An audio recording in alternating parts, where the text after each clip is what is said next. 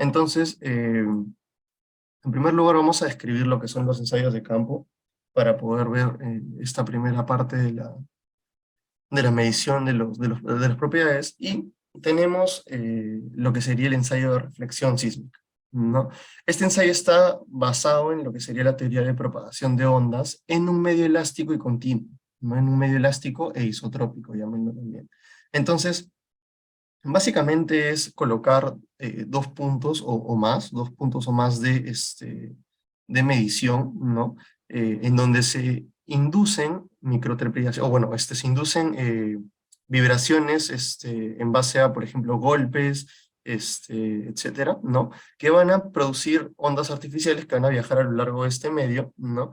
Y cuando el suelo detecte, bueno, cuando el suelo llegue a una interfaz entre un medio, bueno, el medio continuo que estábamos analizando inicialmente, ¿no? Que es el medio más superficial, y encuentre esta interfaz entre un medio que ya tenga propiedades mucho más diferenciadas, ¿no? Va a existir lo que habíamos visto como el fenómeno de reflexión, ¿ok? Entonces, cuando existe el fenómeno de reflexión, evidentemente la onda va a reflejarse, ya valga la redundancia, ¿no? A la superficie, y vamos a poder detectarla en la cota superficial con otro equipo de medición, ¿no? Entonces, en base al tiempo en el que, en el que estas ondas se propagan, en base a la distancia de separación entre estas estaciones de medición, bueno, entre la estación de medición y la estación de, de inducción de vibraciones, ¿no? En base a toda esta información podemos caracterizar lo que sería la velocidad de las ondas de cuerpo en este estrato, ¿no? Entonces, por otro lado, también tenemos lo que sería el ensayo de refracción sísmica, ¿no? Que es de manera similar, se crean ondas artificiales, ¿no? Mediante el uso de explosivos de baja intensidad o golpes directos como los martillos, eh, que ya tienen bastantes puntos de medición, que serían los geófonos, ¿no? Y estos geófonos determinan, o bueno, calculan esta misma distancia, ¿no? En función al tiempo de llegada de la onda, que va a determinar la profundidad del estrato, en función también de la distancia de separación entre cada uno de estos geófonos. Usualmente es una distancia constante. En este caso, por ejemplo, en la figura se muestra una distancia de separación de 50 metros entre cada uno de los geófonos, ¿no? Tiene tiene diferentes puntos de medición, ¿no? Y bueno, vamos a calcular lo que sería igualmente las velocidades de ondas de cuerpo, velocidad de ondas P en este estrato, para obtener un rango un perfil de velocidades en el suelo y poder caracterizar estas, este depósito de suelo, ¿no? Ahora, nosotros vamos a ver posteriormente de que existe una clasificación de suelos en base tanto a las ondas P como a las ondas de corte, que vamos a hallar con otro tipo de ensayos de campo, ¿no? Sin embargo, es mejor caracterizar la diferencia de propiedades en base a lo que serían los registros de ondas S, ¿no? Debido a que con esto podemos hallar de frente, o bueno, más directamente, las propiedades dinámicas de los suelos, ¿no? Lo que serían las ondas P generan un rango bastante variable de clasificación, ¿no? Muchos autores clasifican distintos rangos de velocidad de ondas P, y esto es más que nada para una primera observación del comportamiento de este depósito de suelo, ¿no? Entonces, bueno, para poder caracterizar esta profundidad de los estratos, así como la velocidad, nosotros lo que vamos a hacer es graficar estas distancias, estos tiempos de arriba en base a la distancia de separación de cada una de las ondas, ¿no? Y los puntos medidos, para poder obtener estas curvas, estas rectas según cada punto de distancia de los geófonos, ¿no? Según cada punto de separación, y poder obtener las velocidades de cada uno de estos componentes, ¿no? Entonces, cuando tenemos las velocidades, ya con esta relación que se muestra en pantalla podemos obtener, por ejemplo, lo que sería la profundidad del estrato al que estamos analizando, ¿no? Y bueno, ahora un ensayo un poquito más utilizado, ¿no? Un poquito más útil para lo que serían las propiedades dinámicas de los suelos, es lo que sería el ensayo de análisis de onda multicanal superficiales, o más W, ¿no? Este ensayo es bastante similar a lo que sería la refracción sísmica, ¿no? Sino que, bueno, el tipo de medición es distinto, ¿no? Como les comentaba en la clase de ayer, la medición que realiza el ensayo más W es más que nada a través de las ondas Rayleigh, ¿no? Para poder hallar lo que sería el periodo fundamental de vibración de los estratos a los que está sometido y, bueno, con esto generar las velocidades de ondas de corte la velocidad de ondas de corte a profundidad de los estratos que estamos analizando. Entonces, este es un método igualmente computarizado, ¿no? Que va a medir, bueno, que con el mismo principio de generar vibraciones inducidas, ¿no? Artificialmente, con ya sean microexplosiones o fuentes sísmicas como un martillo, ¿no? Un martillo de un peso determinado por norma, etcétera, ¿no? En este caso, por ejemplo, es de 25 libras. Tenemos un arreglo de sensores, de geófonos, ¿no? Y a través de esto igualmente va a medir estas ondas que van a resultar en lo que serían velocidades de ondas de corte, ¿ok?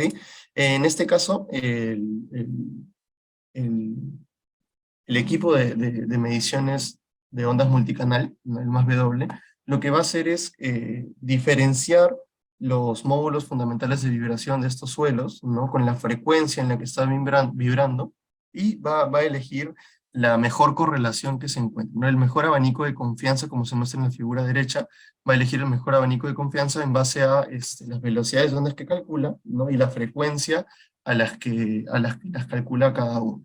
Entonces, cuando nosotros tenemos una mejor relación entre frecuencia y velocidad de ondas de corte, vamos a tener una mejor medición, ¿no? Es un abanico de mayor confianza, y esto lo vamos a poder traducir más que nada a lo que serían los estratos, ¿no? Para poder calcular tanto el espesor del estrato como la velocidad de ondas de corte en cada uno de ellos, para poder generar también tanto perfiles unidimensionales, como se muestra en la figura anterior, porque los ensayos más W, dependiendo de su arreglo, también pueden darnos perfiles unidimensionales o bidimensionales, ¿no? Que nos van a permitir calcular un estrato completo.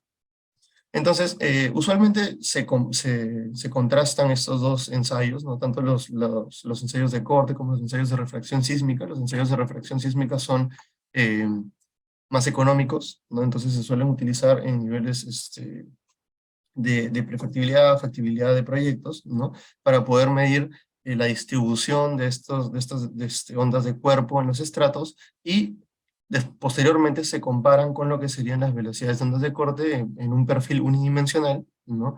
En un perfil unidimensional que nos van a dar esta distribución de velocidades de corte en profundidad para un único punto de análisis, y para el que podemos discretizar los estratos según sus propiedades. Entonces, por ejemplo, acá, en este ensayo que se realizó, tenemos que el mapa de calor, el mapa de colores es de un perfil de velocidades de ondas de corte, un perfil bidimensional de velocidades de ondas de corte, en donde se obtiene que, por ejemplo, para valores de hasta 950 metros por segundo tenemos roca muy fracturada, para valores mayores a 950 tenemos roca fracturada, y para velocidades de ondas mayores a 1500 tenemos roca poco fracturada, ¿no?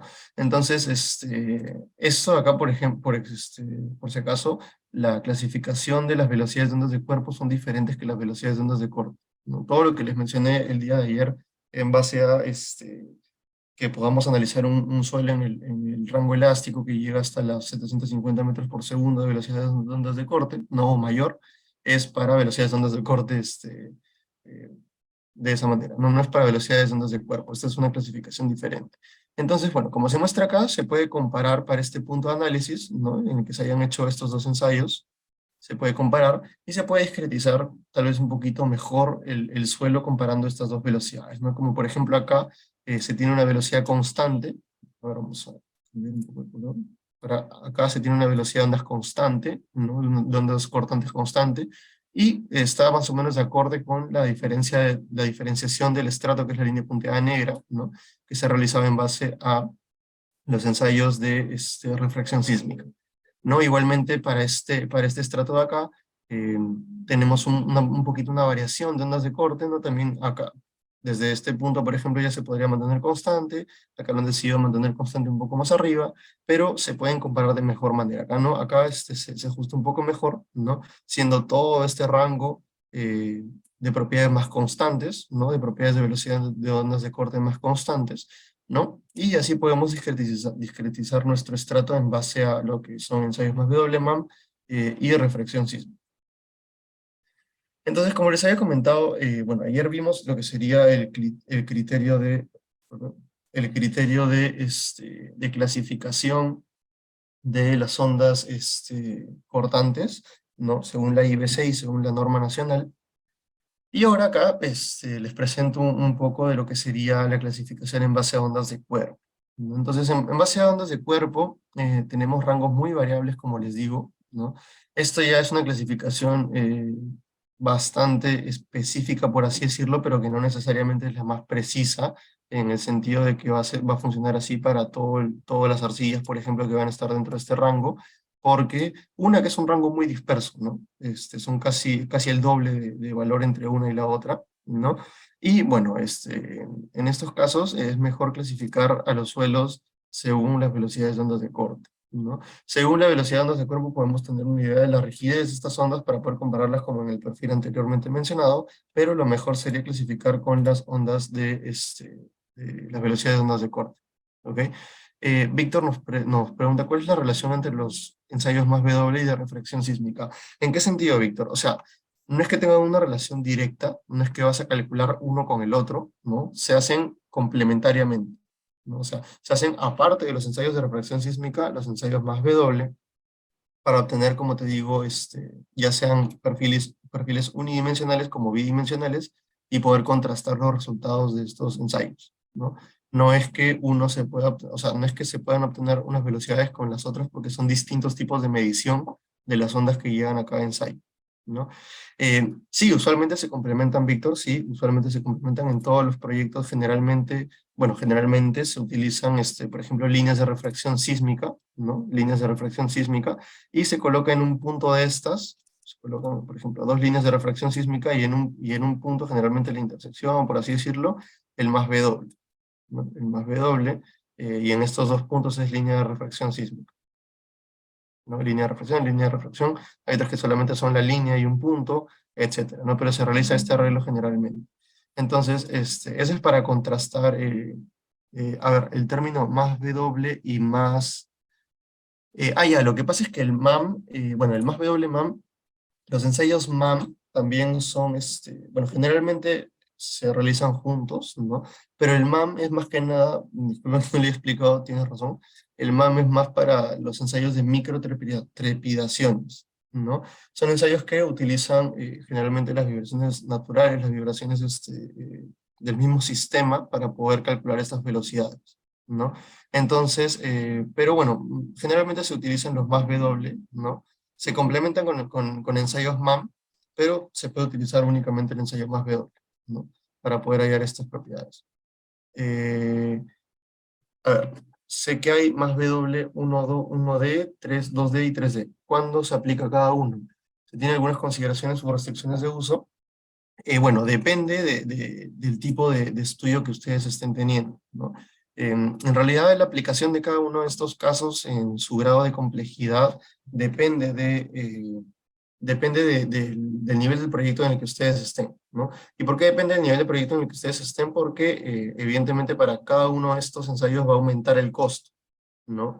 Entonces, si nosotros tenemos, por ejemplo, un ensayo más W2D, va a aumentar el costo en lo que sería, a lo que sería un punto únicamente de análisis unidimensional, ¿no? O sea, de perfil unidimensional de ondas. Entonces, sí, o sea, podemos hacerlo cada de esos ensayos, ¿no? Igualmente, por ejemplo, para caracterizar los suelos, como les voy a comentar en los ensayos de laboratorio, uno puede caracterizarlos en base a un único ensayo, o un único punto de ensayo, en base a un plan de investigaciones un poco más grandes, ¿no? Y en realidad la precisión de estos ensayos va a ser, más que nada, va a impactar en el costo, ¿no? Va a ser lo que va a impactar más. Entonces, si tú quieres realizar un ensayo 1D, 2D o 3D, eh, bueno, ya depende si el proyecto lo amerita, ¿no? No es necesariamente que se aplique en cada uno. Tal vez el 2D se aplica más cuando existe una condición desfavorable de muestreo en la zona, ¿no? Igualmente el 3D, cuando existe una condición desfavorable de muestreo, que no permita realizar más que este tipo de mediciones de ondas, ¿no? Por ejemplo, en bofedales es muy difícil obtener información eh, más allá del mismo federal porque usualmente suelen ser de bastante potencia, ¿no? Y bueno, se podrían realizar en algunos casos estos ensayos, por así, para poder caracterizar cuál es la profundidad del estrato rocoso, por ejemplo, ¿no? Ya que estos suelos son bastante blandos y tomar muestras de estos suelos o hacer perforaciones en estos suelos para poder hallar el nivel de roca es bastante complicado, ¿no? También se podrían aplicar, por ejemplo, ensayos que son los DPLs, que es un ensayo de penetración ligera, eh, con un equipo bastante básico, pero hay veces en los que estos bofedales tienen una profundidad muy alta, este, tienen bastante profundidad y no se puede caracterizar con estos equipos tan simples. Entonces, bueno, se podría realizar por ahí el más W1D, un 2D, ¿no? Y hasta un 3D, por así decirlo.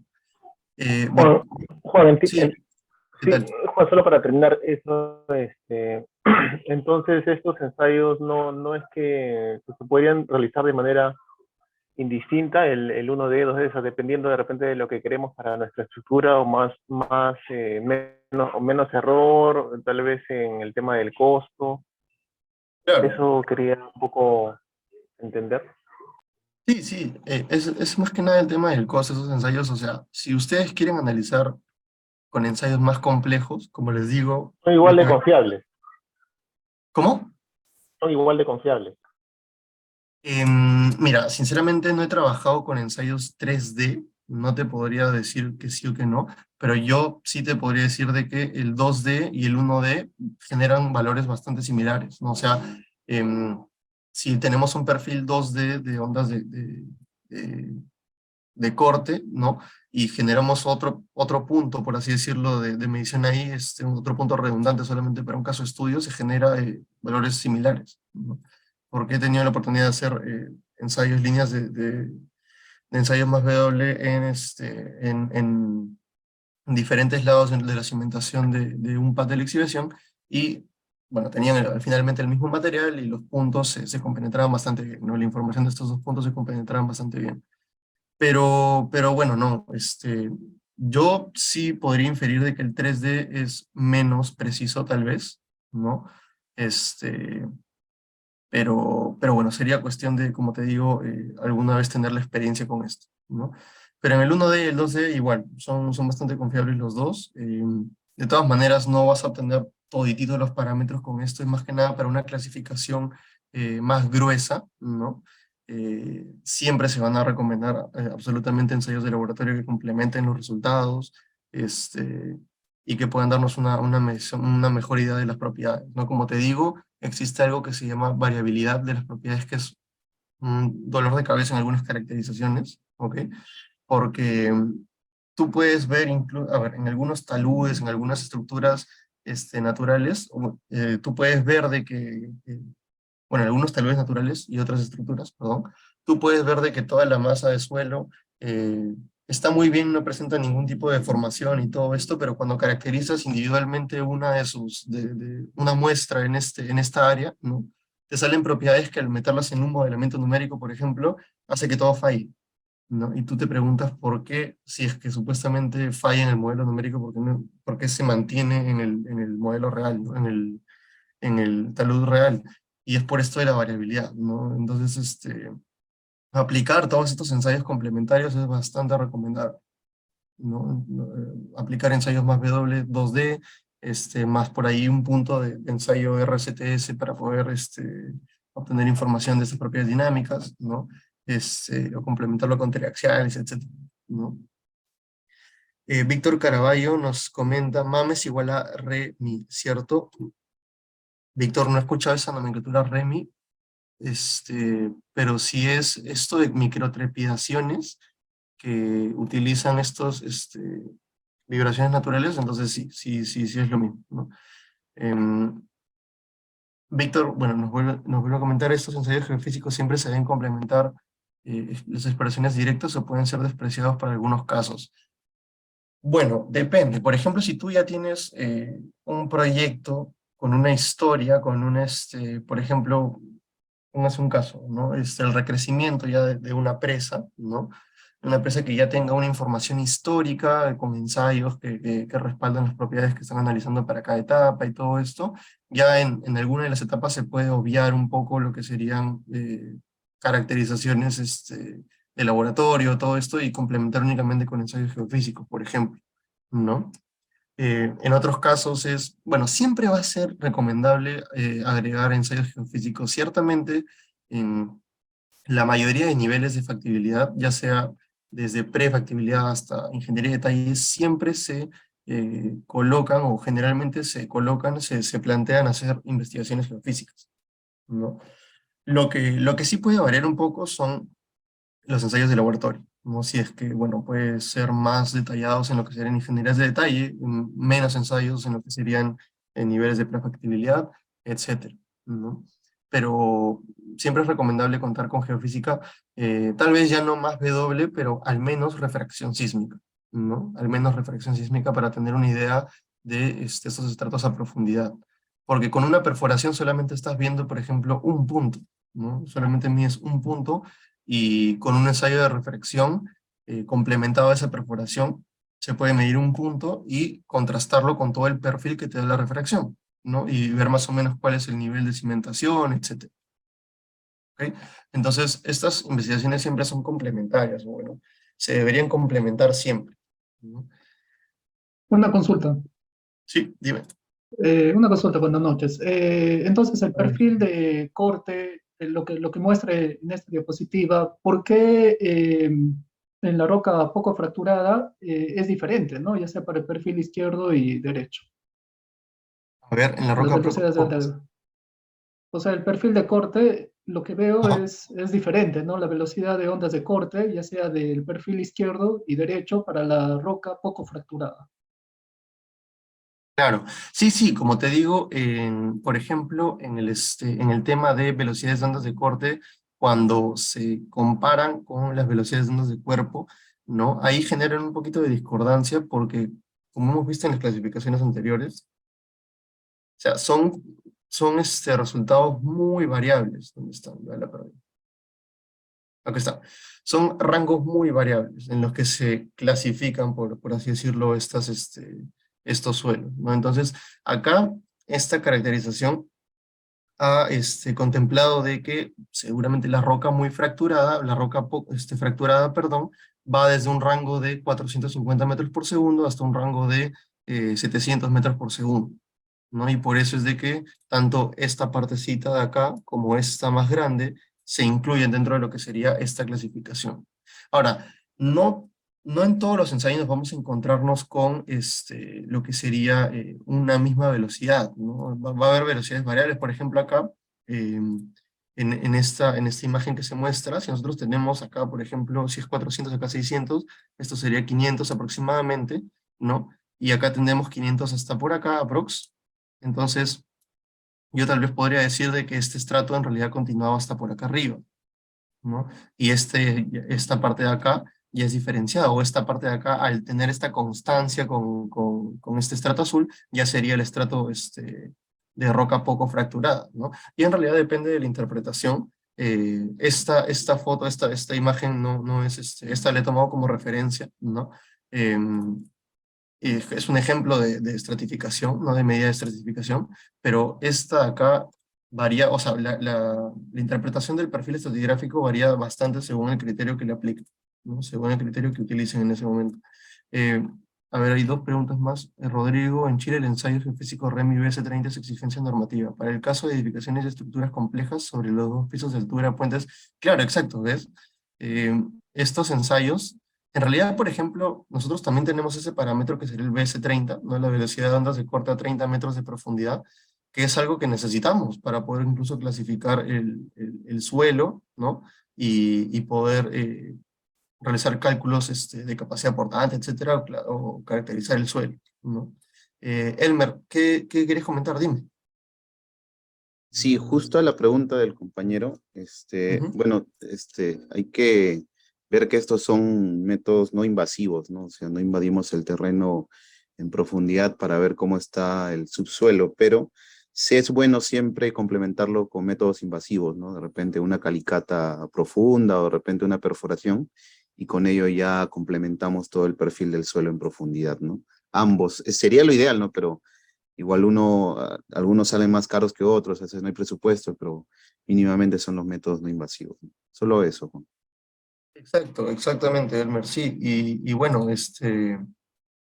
todo esto se reduce a lo que sería ese tema, ¿no? El costo. El costo, bueno, ustedes saben de que el costo en un proyecto el costo y el tiempo son lo más importante en un proyecto, ¿no?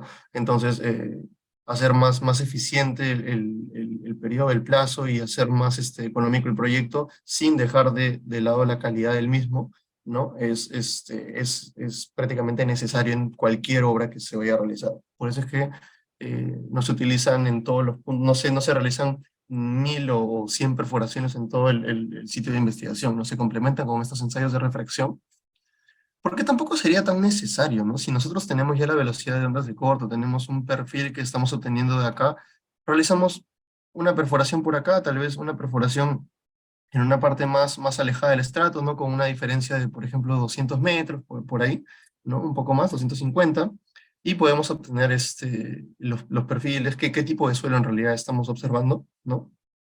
Y cómo lo diferenciamos con las velocidades que obtenemos de los perfiles de los ensayos geofísicos, ¿no? Y va a ser más que suficiente para poder realizar nuestras interpretaciones, ¿ok? Entonces sí, sí, efectivamente es así, ¿no? Em, Rodrigo nos comenta dado que con este ensayo clasificamos exactamente, justo eso estaba comentando, ¿no? Que con la velocidad de ondas de corte 30 se clasifica el suelo para poder realizar estos cálculos estructurales posteriormente, en el caso de estructuras. Em, Igualmente acá la velocidad de ondas de corte a 30 metros de profundidad en el tema sísmico no lo utilizamos tanto porque es más que nada un promedio, ¿no? Esta clasificación es en realidad más que nada para la parte superficial, para las estructuras, ya que son superficiales, este tipo de estructuras de edificaciones, etcétera, ¿no? Pero cuando necesitamos caracterizar estratos más profundos, debido a que nuestra estructura tiene mucho más impacto en el suelo, ¿no? Como presas, por ejemplo, son 100, 200 metros de presas, que son una carga inimaginable para el estrato de suelo, ¿no? Ahí sí debemos ir más abajo que los 30 metros. Miren, por ejemplo, acá son aproximadamente 150 metros. Sí, 150 metros que está botando este ensayo. Entonces es necesario clasificar de todas maneras todo esto. Llegar por lo menos al nivel de roca, ¿no? De roca sana.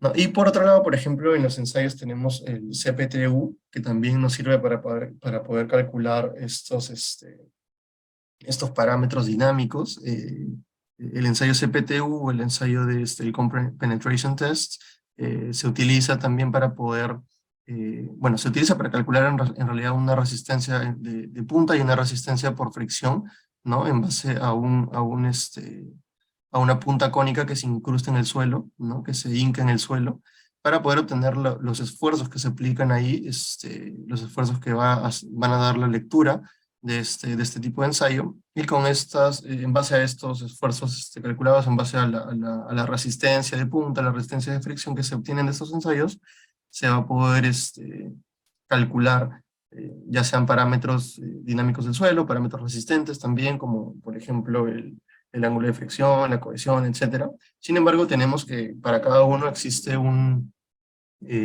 recomendación para poder calcular cada uno de estos parámetros, ¿no? Entonces el CPT se puede caracterizar en base a lo que sería toda la formulación que realizó el profesor Robertson en el 2016, ¿no? Para poder obtener en base a todos los resultados del mismo ensayo, la clasificación del suelo.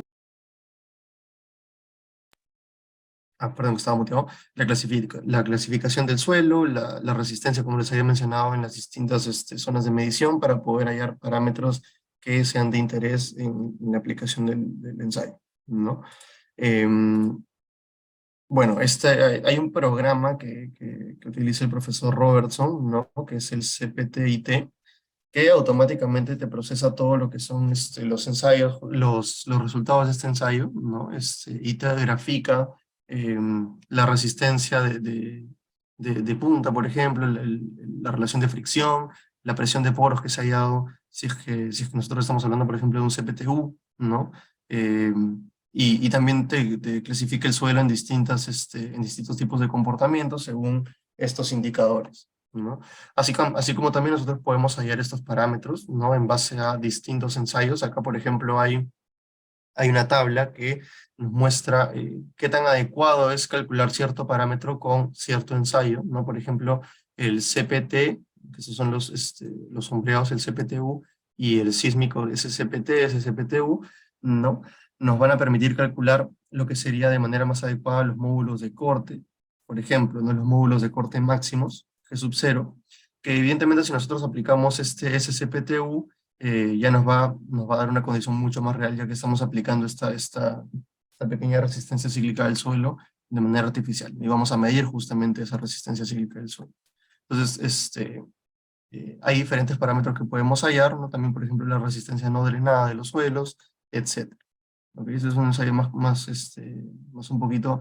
que también, me había olvidado, ahora, por ejemplo, yo en la última clase les había mencionado que vamos a ver un modelo que es el VC3D PLM, ¿no? Que es un modelo para caracterizar licuación dinámica, ¿ok? Y este modelo, bueno, utiliza lo que serían los resultados de este ensayo CPT para poder realizar las calibraciones, ¿no? El CPT y el SPT también utiliza para poder realizar las calibraciones. Entonces podemos realizar